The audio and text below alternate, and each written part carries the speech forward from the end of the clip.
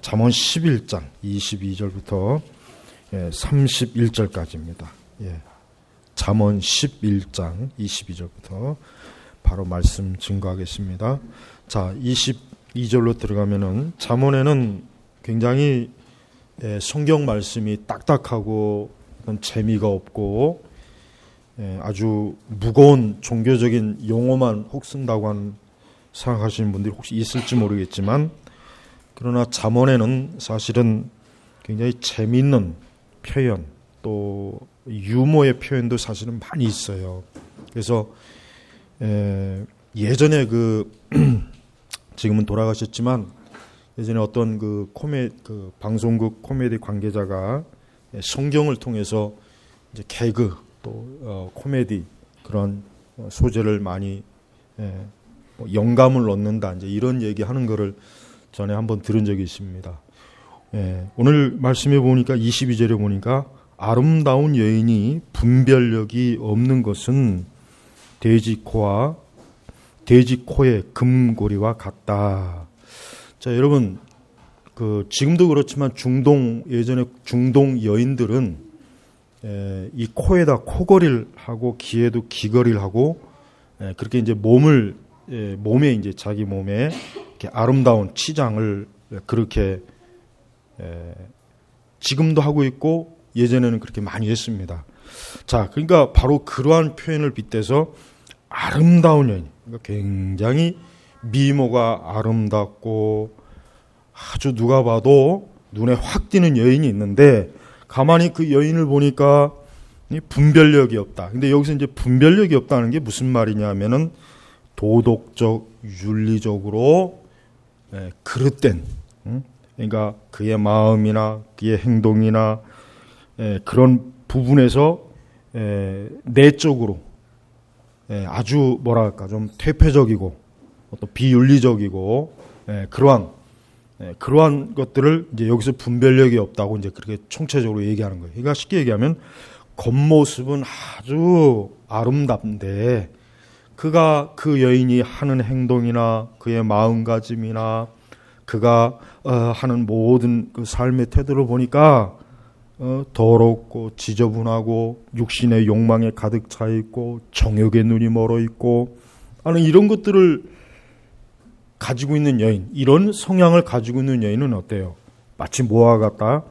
돼지 코의 금고리와 같다. 여러분 보면은 개업식 할 때 보면은 돼지머리 고사상 이렇게 놓죠.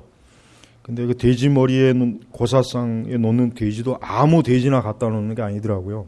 잘생긴 돼지, 아주 잘생기고 굉장히 보기 딱 좋은, 그게 굉장히 비싸답니다. 저는 아무 돼지나 갖다 놓는 줄 알았더니 잘생긴 돼지. 도대체 잘생긴 돼지는 그런 돼지로 이제 고사상에 올려놔야 제대로 고사가 잘 돼서 사업이 번창하고 이제 그런데요. 자, 그런데 바로 성경의 잠언의 기자는 여러분 돼지 코에다가 금고리를 걸어놓는 거 한번 여러분 상상해 보십시오. 그게 어울린다고 생각하십니까? 사실 어울리지 않죠. 돼지 코에다가 금고리를 건다는 것 자체가 사실은 뭐예요?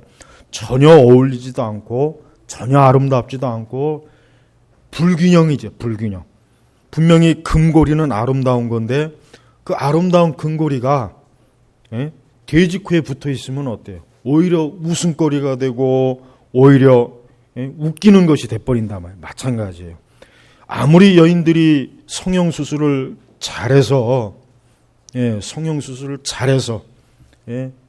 아니면 혹 선천적으로 참 좋은 부모에게서 좋은 유전자를 영향을 받아서 아름답고 멋지고 모든 면에서 정말 괜찮은 여인일지라도 분별력이 없으면, 즉 그의 행실이라든가 그의 마음, 그의 태도, 그런 모든 것들에 있어서 퇴폐적이고 부도덕하고, 또 가장 중요한 것은 뭐겠습니까? 역시 경건하지 못할 때, 불경건할 때 하나님이 그것을 뭐라고 했습니까?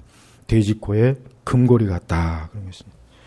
사실 여성뿐이겠습니까? 남성도 마찬가지입니다. 오늘날에는 흔히 얘기해서 외모 지상주의라 그러죠. 외모. 많은 사람들이 이제 성형 수술을 보편화해요.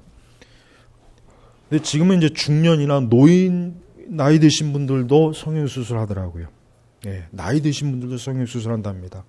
그래서 주름살이라든가 이런 것도 좀 펴주고 좀 더 젊게, 최대한 젊게 보이고, 머리도 심고, 하여튼 최대한 좀 안 늙어 보이는 그런 외모를 굉장히 사람들이 선호하기 때문에 또 그런 것이 또 뭐 이렇게 직장에서 승진하는데도 영향을 뭐 주고받는다고 뭐 그런 얘기도 많이 해요.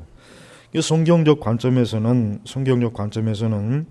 외모를 절대적으로 중요시 여기는 것은 사실은 성경에서는 전혀 지지를 받지 못합니다. 성경은 우리가 베드로에서도 그랬지만은 아름답게 따은 머리나 진주로 자기 자신을 꾸미지 말고 어때요? 하나님을 경외하는 경건과 거룩으로 자기를 꾸밀 때 그게 참된 하나님을 경외하는 태도이잖아요. 그렇습니다. 여러분, 우리 그리스도인들은 외적인 데에 지나치게 관심을 갖거나 외적인 곳에 지나치게 거기에 무게감을 두고 거기에 굉장히 호감에 빠진다면은 그건 죄를 짓게 돼 있어요. 여러분, 창세기에 보니까 이런 말씀이 있죠. 하나님의 아들들이 사람의 딸들의 아름다움을 보고 그 하나님의 아들이 무엇인지에 대한 성경 해석은 사실 여러 가지예요. 천사다, 또 천사가 아니라 그 당시 셋 계열의 경건한 후손들이다. 뭐 여러 그 해석이 있지만 정말 천사라고 해석하기에는 좀 왠지 좀 애매하고, 왜냐하면 천사는 예수님 말씀대로 시집 장가가지 않잖아요. 그렇다고 해서 또 하나님의 아들들이 천사가 아니라고 하기도 어떤 해석을 보면 상당히 또 설득력도 있고, 그러나 중요한 것은 어쨌든 그 하나님의 아들들이 사람의 딸들의 흉한 모습을 보고가 아니라 아름다운 모습을 보고, 그리고 대표적으로 사람은 외모를 중시하지만 하나님 뭐요? 마음 보신다 그랬죠. 다윗을 선택할 때. 그렇습니다. 여러분, 사람은 어쩔 수 없어요. 사람은 육신을 가지고 있어서 그런지 외적인 걸 봐요. 그래서 사기꾼들 치고 외모가 아름답지 않고 외모가 멋있지 않은 사기꾼은 없잖아요. 대체적으로. 왜냐하면 사기를 치려면 자기를 어때요? 최대한 상대방에게 좋게 보여야 돼요. 좋게. 그래서 미국이나 영국에서도 실제로 실험 데이터가 있는데, 이런 고급 그러니까 자동차를 파는 그 판매점에 가서 옷을 잘 입은 사람이 가면은 더 좋은 대접을 받고, 더 좋은 안내를 받고, 더 좋은 가격을 제시받는다 그래요. 실제로. 근데 옷차림이 후줄근하고 보잘것없이 가면, 잠바떼기 하나 걸치고 가면은 별로 이렇게 좋은 대접을 못 받는데, 실제로 그 심리학자들이 실험을 했어요. 그러니까 성경 말씀이 맞죠. 사람은 외모를 보거니와 하나님은 마음의 중심을 본다 그랬어요. 자, 그렇다면은 우리가 세속주의에 길들여진다면 우리 그리스도인들도 어때요? 아까 창세기에 나와 있는 것처럼 외적인 아름다움을 보고 그 아름다움이 어때요? 그만 혹해서 죄를 짓고, 그만 어때요? 시험에 들고 어리석은 탐욕과 정욕에 빠지겠죠? 그렇습니다. 그러니까 우리는 이 세속주의, 그런 것 자체가 세속주의예요. 그렇습니다. 그렇다고 해서 우리가 외모를 억지로 일부러 할 필요는 없어요. 그러나 중요한 것은 성경적으로 우리 내면의 아름다움, 내적인 경건, 하나님을 경외하는 것, 여호와를 경외하는 것, 그것이 뭡니까? 그것이 영원한 것이에요. 그래서 오늘 말씀도 어떠한 여인이니, 물론 1차적으로 특별히 아름다운 여인이 분별력이 없는 것은 돼지코의 근거리와 같은 것처럼 아주 웃음거리가 되고 참으로 유치한 것이 된다. 그렇게 말씀을 해석할 수가 있겠습니다. 자, 23절로 넘어가면 의인의 소원은 오직 선하나 악인의 기대는 진노뿐이다. 여러분, 의인의 소원은 오직 선하나, 자, 이 말씀을 유심히 보면은 한 가지 중요한 게 있습니다. 의인은, 즉 의로운 자, 경건한 자는 그가 소망하고 바라는 것 자체가 그의 의로움을 증명해 주는 거예요. 여러분, 반대로 악인의 기대는 진노뿐이다. 여러분, 악인이 의롭고 선하고 경건한 걸 추구하겠습니까? 악한 자가 선하고 의로운 것을 바라겠습니까? 그렇지 못합니다. 그래서 오늘 말씀이 바로 그거예요. 의로운 자는 그 사람 자체가 벌써 의롭고 하나님을 경외하고 하나님을 사랑하기 때문에 그 사람이 소망하고 소원하는 것 자체가 뭐예요? 하나님이 기뻐하시는 것을 소원하게 돼 있어요. 그래서 하나님 보실 때는 의인의 소원은 선한 거예요. 반대로 악인은 그 사람이 악하다는 증거가 뭐로 드러나겠습니까? 그가 추구하는 것, 그가 소망하는 것 자체가 뭐예요? 벌써 악인은 악인의 열매가 나타나는 거예요. 네. 그러나 의로운 자는 의로운 자의 열매가 나타나는 거예요. 그러니까 예수님 하신 말씀처럼 열매를 보고 그 열매를 가지고 판단한다 그랬잖아요. 마찬가지입니다. 의로운 자는 억지로 선한 걸 뽑아내는 게 아니에요. 벌써 의인, 의로운 자, 경건한 자는 뭐예요? 벌써 경건한 사람이기 때문에 그가 소망하는 것 자체가 뭐예요?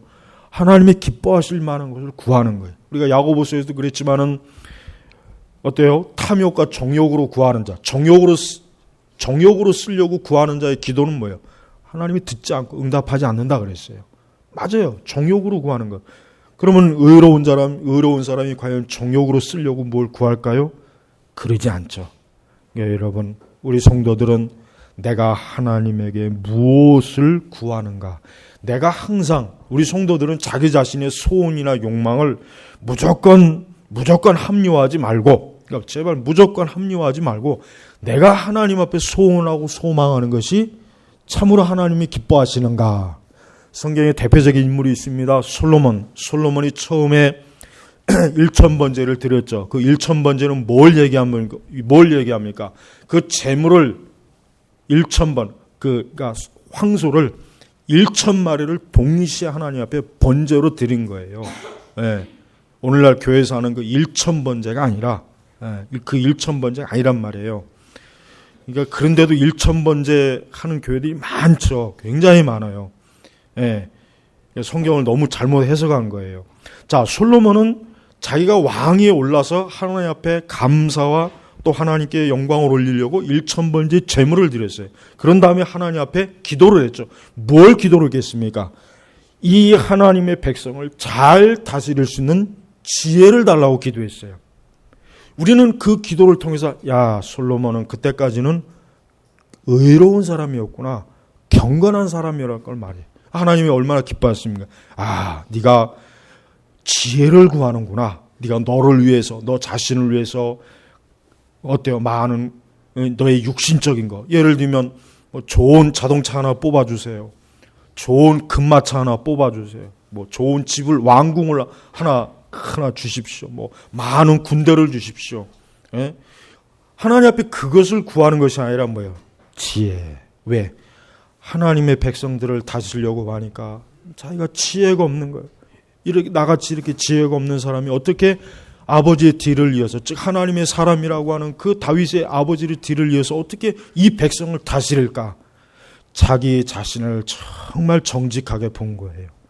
솔로몬이 만약에 그때 허세를 부려가지고 나는 지혜가 많으니까 뭐 지혜를 구할 필요 없어, 좀 더 강한 군대가 있었으면 좋겠다, 황금으로 지어진 왕궁이 하나 좀 더 있었으면 좋겠다, 어떤 많은 부귀영화를 구했다면 하나님이 어때요?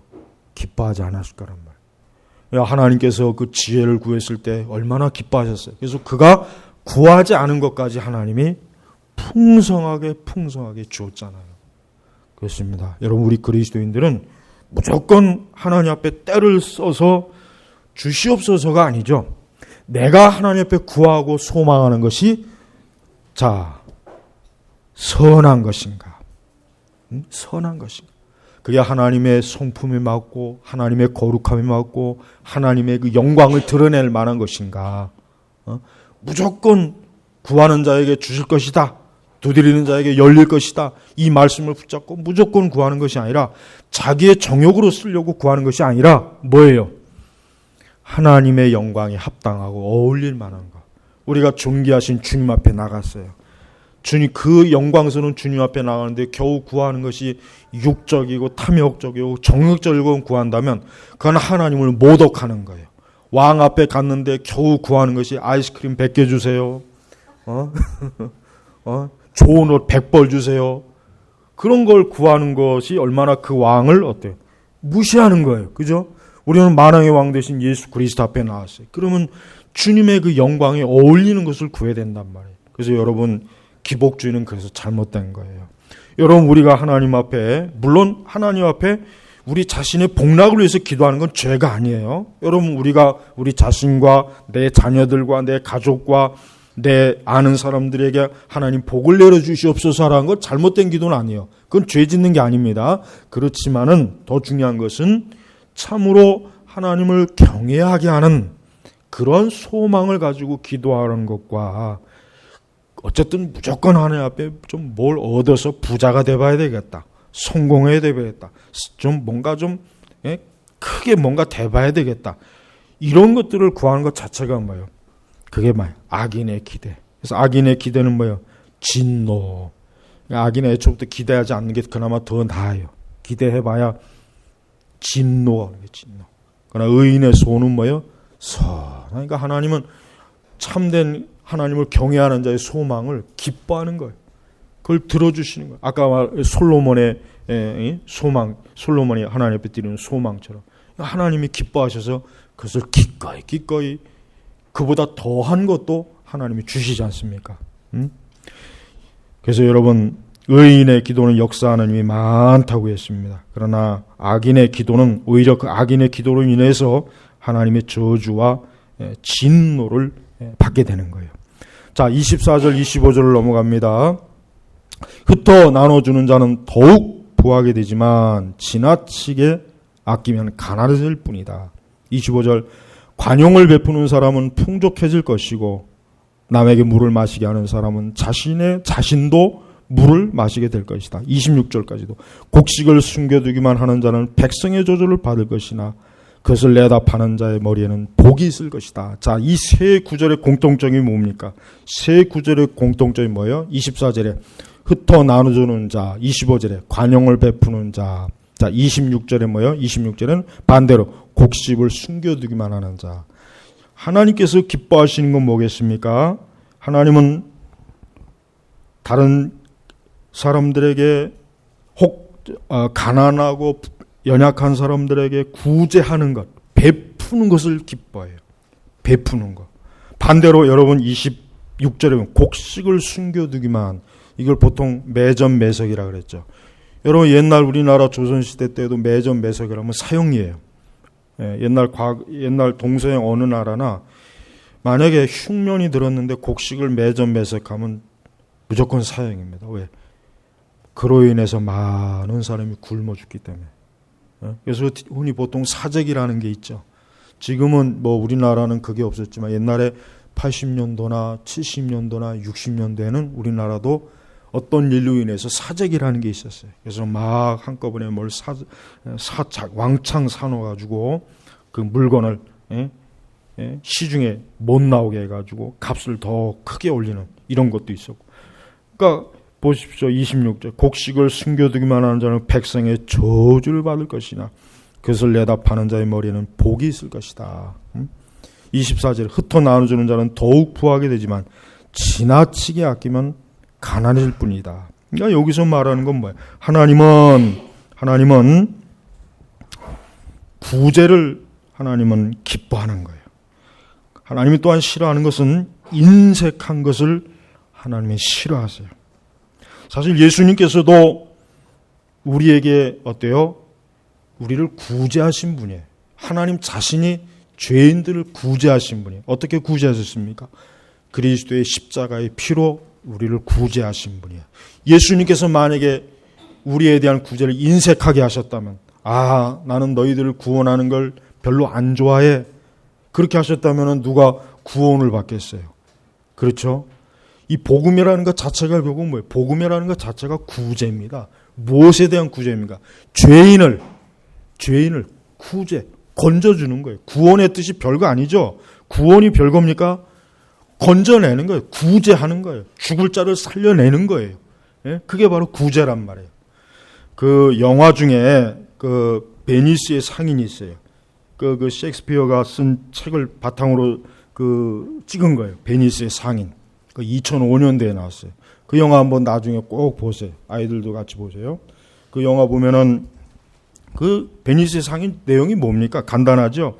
그 유대인 샤일록, 이 샤일록이 아주 수존노에 인색하고 자기에게 돈을 빌려준 자가 만약에 갚지 않으면 너의 살점을 띄어다가 그것으로 값을 치르겠다. 그 내용이란 말이에요. 그 내용. 그러니까 근데 그 책 때문에 이 유대인에 대한 그 반감이 더 커졌어요. 아, 유대인들은 이렇게 인색한 사람이구나. 그러니까 전통적으로 서양에서는 유대인들이 금융을 꽉 잡고 있거든요. 지금까지도 그래요. 근데 이게 어쩔 수가 없었어요. 왜 그러냐면 중세시대부터 유대인들은 어떤 직업도 못 갖게 했어요. 그러나 단 하나. 돈 만지는 거. 왜? 돈 만지는 건 천하게 여겼거든. 그러니까 너희들은 천한 직업, 돈 만지는 일이나 해라 해가지고 중세시대 때부터 유대인들이 금융을 그때부터 거기에 어쩔 수 없이 그 직업을 택한 거예요. 근데 결국 가다 보니까 결국 금융이 온 세상을 다 뒤집어 엎죠. 지금까지도. 예. 그러니까 그 베니스의 상인에 보면은 그 내용이 그대로 나와요. 그대로 나와요. 여러분, 그 썬다싱 알죠? 썬다싱 그 이야기 중에 한 유명한 이야기가 있어요. 썬다싱이 어느 날 이제 히말라야를 산을 넘으려고 하는데 굉장히 눈이 많이 와요. 눈이 많이 오는데 앞에 가다 보니까 어떤 사람이 쓰러져 있어요. 그래서 이 사람을 어떻게 할까? 지금 눈바람이 많이 휘말려요. 지금 자기도 몸을 가누기가 힘들어요. 그래도 안 되겠다. 이 사람이 여기다 두면 그래도 죽을 줄 모르니까 그 사람을 업고 힘써 갔어요. 근데 어떤 사람이 지나가면서 같이 가던 어떤 사람이 지나가는 거예요. 이봐, 지금 당신 혼자 몸 가누기도 힘든 판에 누구를 업고 가는 거야? 하고 그 사람은 앞서서 쭉 갔단 말이에요. 근데 한참 가다 보니까 그 사람이 보세요. 쓰러져 갖고 얼어 죽어 있어요. 근데 자기는 썬다싱은 사람을 업고 가니까 땀이 나는 거예요. 땀이 나니까 얼 새가 없는 거예요. 계속 땀을 흘리면서 그 눈 흘긴데 가는 거예요. 여러분, 성경적으로 하나님의 일반적인 하나님의 섭리가 뭐냐면 많이 베푸는 자에게 확실히 하나님은 많이 주셔요. 반대로 여기 말씀이 뭐라고 나왔습니까? 지나치게 아끼면 가난해진다. 지나치게 아낀다는 말이 뭐겠습니까? 인색하다는 얘기죠. 인색하다는 얘기. 그러니까 지나치게 아껴도 결국 사람에게 무언가를 주고 안 주고의 그 근본적인 그 출발점은 어디에서 시작되는 겁니까? 하나님께서 하시는 거예요. 하나님께서 성경에 뭐라 그랬습니까? 하나님은 부하게도 하시고 가난하게도 하신다는 거예요. 그러니까 여러분, 물론 우리가 이 세상에 살면서 우리 믿는 사람들이 나름대로 성실하고 열심을 해야 돼요. 그러나 한 가지 중요한 게 있습니다. 내가 아무리 성실하고 열심히 해도 하나님은 우리를 향하신 하나님의 딱 섭리가 있어요. 어느 한도 이상은 물질을 안 주셔요. 그 이유가 뭡니까? 그 이상은 물질을 주면 죄를 짓고 믿음에서 떠나고 경건생활에서 떠나고 하나님을 소홀히 하고 신앙생활을 소홀히 하고, 그러니까 하나님은 딱 정해놓으신 거예요. 그래서 성경에 뭐라 그랬어요? 바울은 자족할 줄 안다 그랬어요. 자족. 그러니까 우리 성도들은 지나치게 부유한 자가 되려고, 아니면 자기 능력과 노력 이상으로 부자가 되려고 하면 그건 죄 짓는 거예요. 여러분, 이 세상에 돈 때문에 죄 짓는 게 다 왜 생깁니까? 다른 게 아니에요. 욕심 아니겠어요? 욕심이라면 결국 욕심이에요. 욕심 때문에 사기를 당하는 거예요. 욕심 때문에 속는 거예요. 욕심 때문에 다른 사람을 죽여요. 욕심 때문에 자기 자신도 파탄나고 다른 사람까지 파탄내요. 그러니까 우리는 우리에게 주어진 어느 한정을 하나님의 섭리적 관점에서 바라봐야 돼요. 어느 이상 하나님이 더 이상 주지 않을 것은 거기에 만족해야 돼요. 거기에 만족하고 하나님께서 나에게 주신 이 정도 안에서 내가 자족할 줄 아는 사람, 그게 뭐예요? 참된 경건이란 말이에요.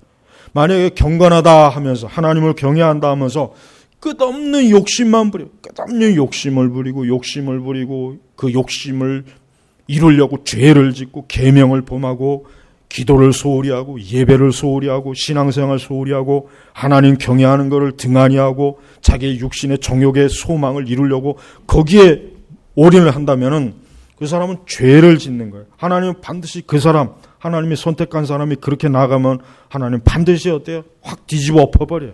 뒤집어 엎어서 망하게 해요. 망하게 해서라도 그의 영혼을 절대 세상으로, 마귀에게 하나님이 빼앗기지 않는 거예요. 그러니까 우리는 성도가 무조건 성공하는 것만이 복이 아닙니다. 성공하는 것만이 복이 아니에요. 그 성공으로 인해서 어때요? 자기의 영혼을 세상에 팔고 영적 간음을 하고 자기의 영혼을 말라 비틀어지게 하고 천국의 보화로보다는 세상의 보화에 더 빠져갖고 거기에 정신 팔려 있다면 그건 오히려 하나님의 재앙이 아니겠습니까? 여러분, 사실 어떻게 보면은 이상하게도 기독교가 제일 탐욕이 많은 것 같아요. 현대 복음주의 교회 역사를 보면은 기독교가 가장 탐욕이 많은 것 같아요. 어쩌다가 그렇게 됐는지, 그건 뭡니까? 제가 오전 설교했죠. 세속주의 때문에 그래요. 교회 안에 세속주의가 들어오니까 교회가 어때요?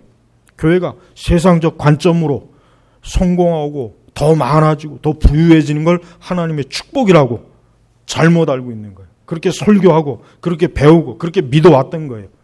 근데 그것은 가짜 복음입니다. 그건 거짓 복음입니다. 하나님께서 우리를 축복하신다고 해서 우리가 부자가 되는 건 아니에요. 하나님이 축복하신다고 해서 우리가 돈이 많이 생기는 건 아니에요. 하나님이 축복한다고 해서 우리가 승진하는 건 아니에요. 하나님이 축복한다고 해서 내가 만사형통하는 게 아니에요.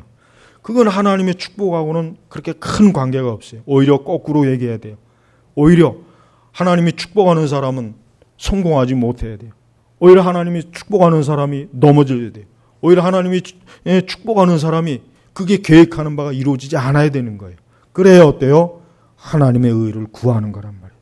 그러니까 우리 자신의 의를 구하지 말고 하나님의 의를 구하는 거예요. 하나님의 의를.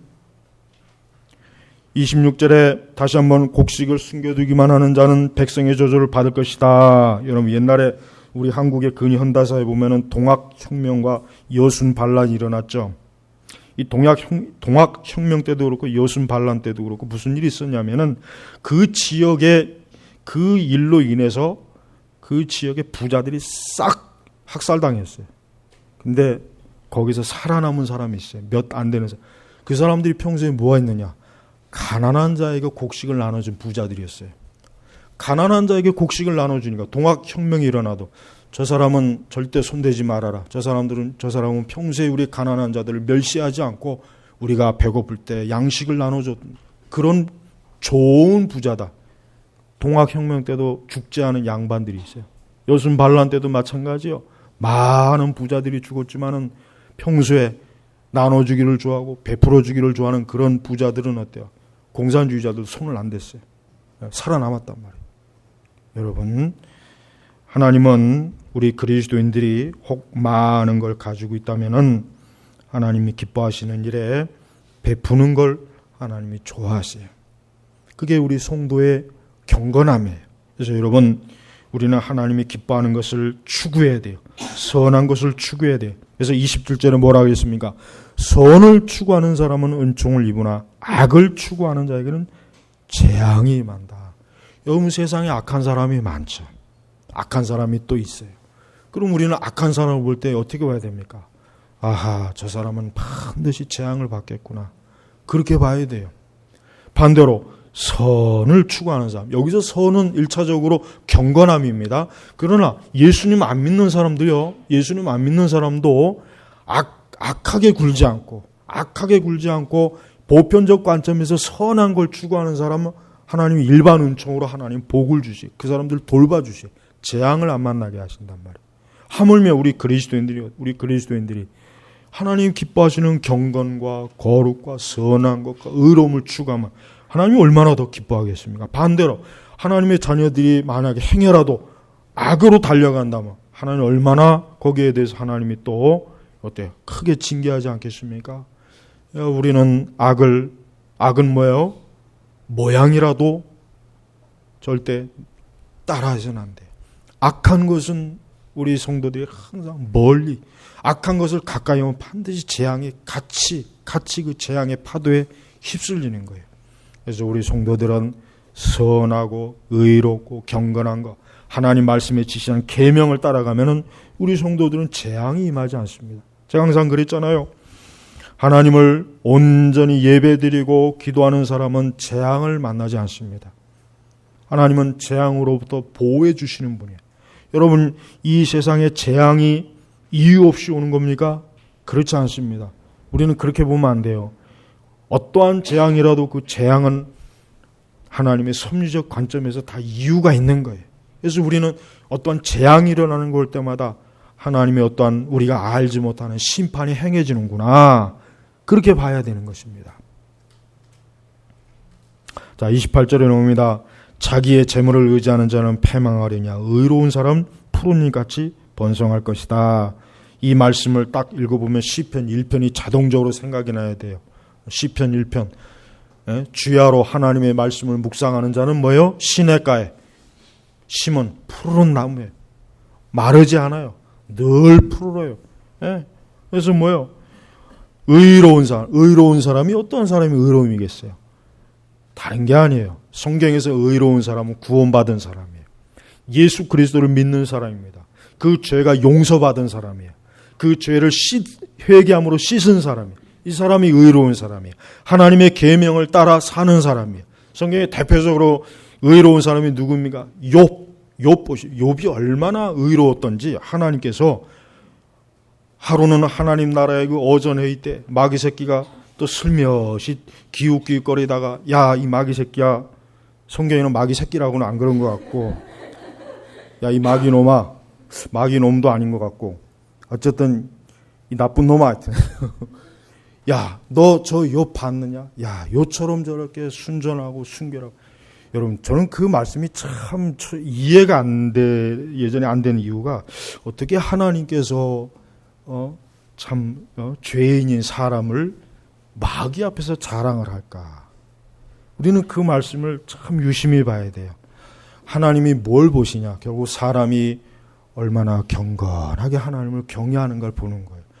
그게 하나님께서 최고로 기뻐하는 거예요. 그러니까 하나님께서 마귀에게 야, 저 욥을 봐라. 너 욥만큼 저렇게 순전하게 하나님을 경외한 사람이 봤느냐? 하나님이 마귀에게 그렇게 자랑 사람을 얘기했어요. 그때 마귀가 뭐라 그랬어요? 마귀는 참소하는 자죠. 뭐 욥이 뭐 괜히 그렇게 했습니까? 하나님 앞에 얻어먹는 게 있으니까 그렇게 했죠. 복을 많이 받고 그러니까 하나님을 잘 섬기는 척하는 겁니다 하고 마귀가 그렇게 막 그냥 함부로 혓바닥을 놀렸단 말이에요. 그러니까 하나님께서 그래 어디 그러면은 네 말대로 한번 해봐라. 뭐 욥의 생명만큼 손을 대지 말고. 그러니까 욥이 그만 그 큰 시험에 빠졌을 때 욥이 어땠습니까? 하나님을 원망하나 그러지 않았잖아요. 여러분, 이게 바로 뭐예요? 걔 의인이에요, 의인. 걔 의로운 사람이에요. 그러니까 의로운 사람은 환난이 와도 사실은 그 환난 때문에 죽진 않아요. 절대 망하진 않아요. 가뭄이 와도 시들지 않는다 그랬어요. 푸르러요. 오히려 푸르러요. 푸르란 말이에요. 근데 자기의 재물을 의지한다는 게 뭐겠어요? 오늘 말씀하던 야고보서하고 다 겹쳐요. 오늘 오전 말씀하고. 자기의 재물, 자기가 가진 것을 의지하는 이 사람은 하나님의 뭐고 필요 없어. 오직 돈이 나의 신이고 내 권력이 나의 신이고 내 능력이 나의 신이고 내 지식이 나의 신이고 이게 나의 신이야. 그런 사람은 뭐라 그랬습니까? 패망하려니와 멸망한다는 거예요. 왜 그랬습니까? 교만은 멸망, 패망의 선봉이라 해서 교만한 거예요. 여러분의 머릿속에 딱 공식 하나 가지고 있어야 돼요. 예수님 안 믿는 사람은 교만한 사람이에요. 예수님 안 믿는 사람은 교만한 사람이에요. 무조건 교만한 사람이에요. 난 절대 교만한 적이 없는데 아니요. 예수님 안 믿기 때문에 교만한 사람이에요. 예수님을 안 믿는다는 것은 결국 뭘 얘기하는 거예요? 여전히 무언가 자기 자신을 의지하는 거예요. 인간이 정말 막다른 골목에서 아무것도 의지할 게 없으면 뭘 의지하는지 아십니까? 그때부터 종교를 나와요. 그때부터 종교를 가진단 말이에요. 물론 그 종교가 기독교이면 참 좋겠는데 어쨌든 종교를 갖게 돼 있어요. 사람이 정말 막다른 골목에 와보면. 근데 결국 예수 그리스도를 믿지 않는다는 것은 여전히 뭐야? 예수님보다는 아직도 자기가 믿어야 했고 의지할 게 많다는 거예요. 뭔가 있다는 거예요. 그러나 그가 믿고 의지하는 것 자체가 그에게 뭐예요? 과연 생명을 주겠습니까? 그에게 소망을 주겠습니까? 그에게 영생을 주겠습니까? 그에게 천국을 주겠습니까? 그에게 죽음 이후에 하나님의 심판을 면할 수 있는 은혜를 주겠습니까? 아무것도 주지 못하는 거예요. 그래서 자기의 재물을 의지하는 자는 패망하려니와, 이 땅에서 돈을 많이 벌고서 죽은 사람은 결국 패망하는 거죠. 예수님 안 믿었다는 것을 전제로. 예수님을 안 믿고 이 땅에서 재벌이 되어서 죽은 사람 다 멸망한 거예요. 우리 한국의 재벌들 거의 다 지옥 갑니다. 한국의 재벌들 치고 예수님 잘 믿는 사람 있어요? 제가 알기에는 없어요. 한국의 30대 재벌 중에 예수님 잘 믿는다고 소문난 재벌이 있습니까? 제가 알기에는 한 사람도 없거든요. 결국 다 지옥 가는 거예요. 그들이 이 세상에서는 엄청나게 많은 돈을 자신의 근거에 자기 집안에 쌓고 있겠지만은, 그러나 그가 영원한 세계에서는 아무것도 없는 것입니다. 여러분, 우리 성도들은 이러한 성경의 교훈을 대단히 중요하게 여겨야 돼요. 왜? 지금 시대는 너나 나나 남녀노소 누구나 할 것 없이 부자가 되는 걸 최고로 치는 세상이에요. 가장 인기 있는 사람이 영웅이 누굽니까? 돈 많은 사람이에요. 부자예요. 그러니까 누구나 다 돈을 많이 벌고 누구나 다 굉장히 많은 것들을 추구하려고 그래요. 근데 보세요. 자기의 재물을 의지하는 자는 패망하려니와.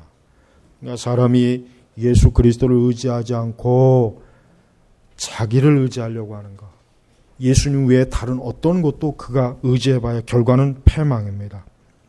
자, 29절을 넘어갑니다. 자기의 가족을 해롭게 하는 자는 바람만 상속받고 어리석은 자는 지혜로운 사람이 종이 된다. 이 표현도 참 재미있죠. 여러분, 바람을 상속받는다. 바람 밖에 나가면 저 바람 많잖아요. 바람. 오늘도 바람이 많이 불죠. 그 바람 상속받아봐야 그 뭐에다 쓸까요, 그거는? 바람을 상속받아봐야 그게 우리의 배를 배불려주는 것도 아니고, 우리를 건강하게 하는 것도 아니고, 내 명예를 높여주는 것도 아니고, 이게 쉽게 얘기하면 뭐예요? 자기 가족을 해롭게 하는 자. 자기 가족을 해롭게 하는 자는 뭡니까?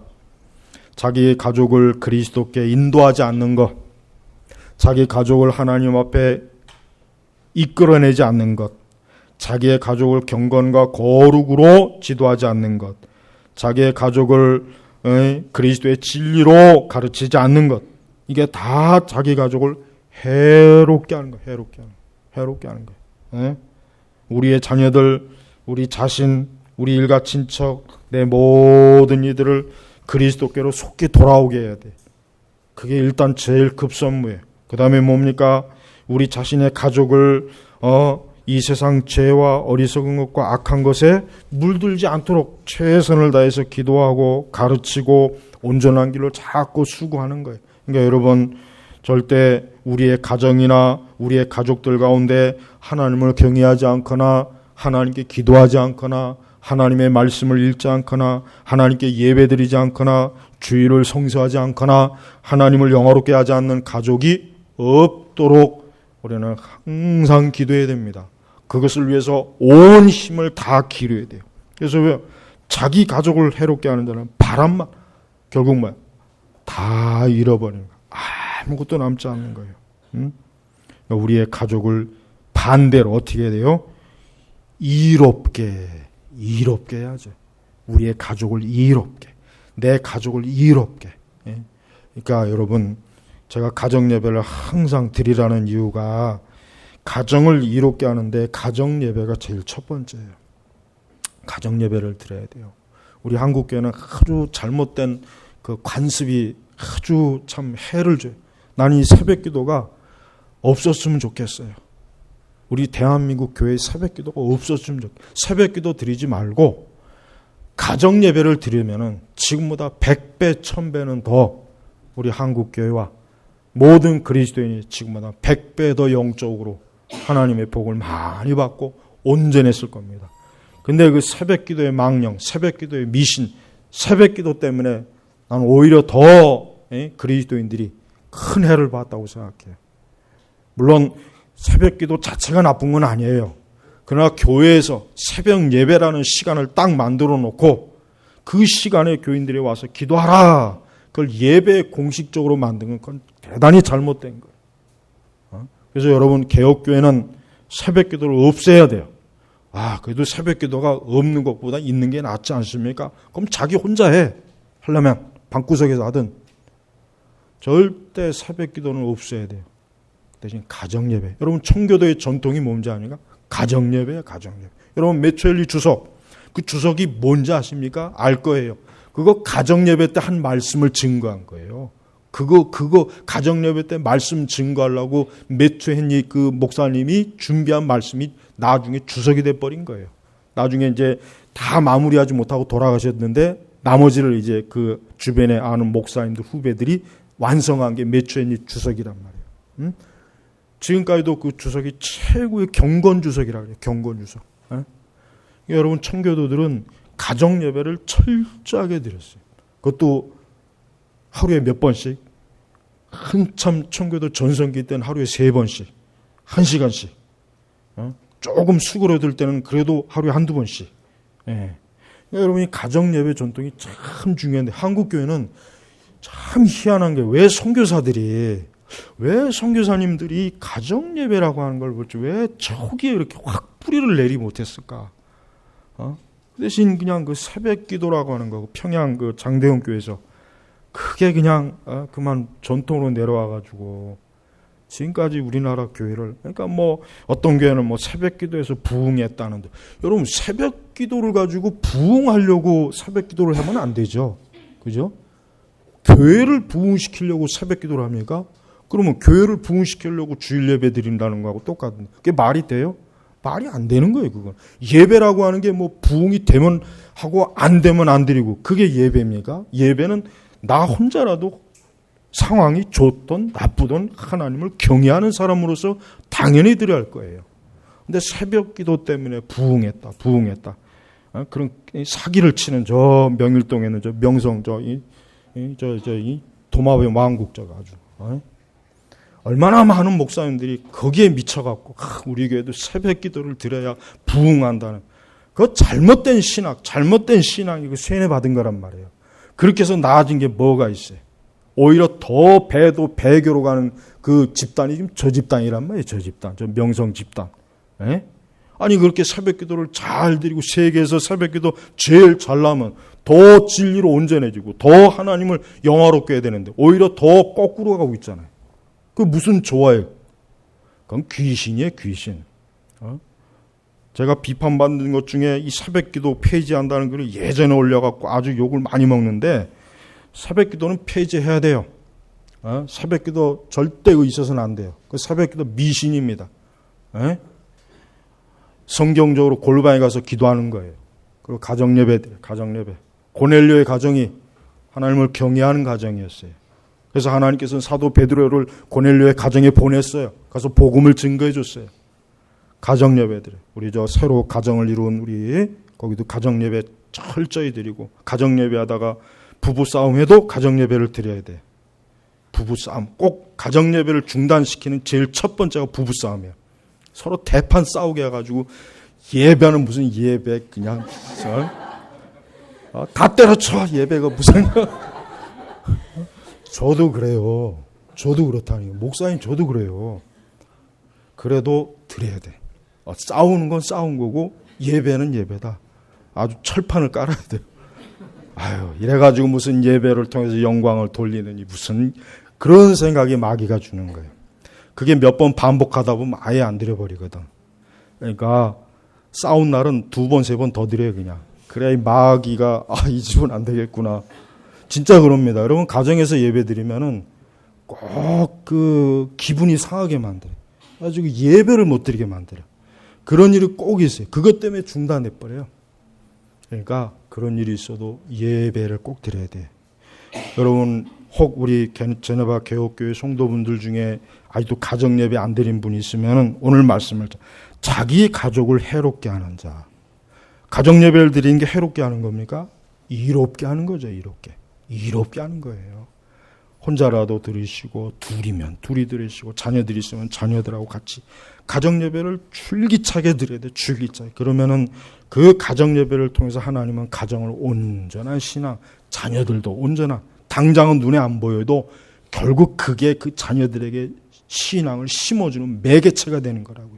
당장은 아니더라도 아이들이 드리기 싫다고 해도 자꾸 건면해서 드리게 만들고, 그럼 그 아이들도 나중에 가정을 이루면 가정 예배를 드리게 돼 있어요. 왜? 집에서 20년, 30년 동안 부모하고 가정 예배 드렸는데 결혼했다고 해서 안 드릴 것 같아요? 안 드리면 잠 못 잡니다. 결혼 생활을 못 해요. 가정 예배를 드려야 되는 거예요. 그러니까 우리 지금 한국교회 청교도 개국주하는 교회들 중에 가정 예배를 이렇게 강조를 이렇게 잘 안 해요. 가정 예배를 드려라는 말은 하는데 저처럼 이렇게 강조는 잘 안 해요. 가정 예배 드려야 돼요. 가정 예배를 드리는 게 하나님을 영화롭게 하는 게, 우리의 가정이 하나님을 영화롭게 하고 싶다. 제일 첫 번째, 가정 예배 꼭 드리세요. 매일매일 자녀들하고 말씀 읽고, 시간이 15분이든 20분이든 괜찮아요. 시간을 구해받지 마요.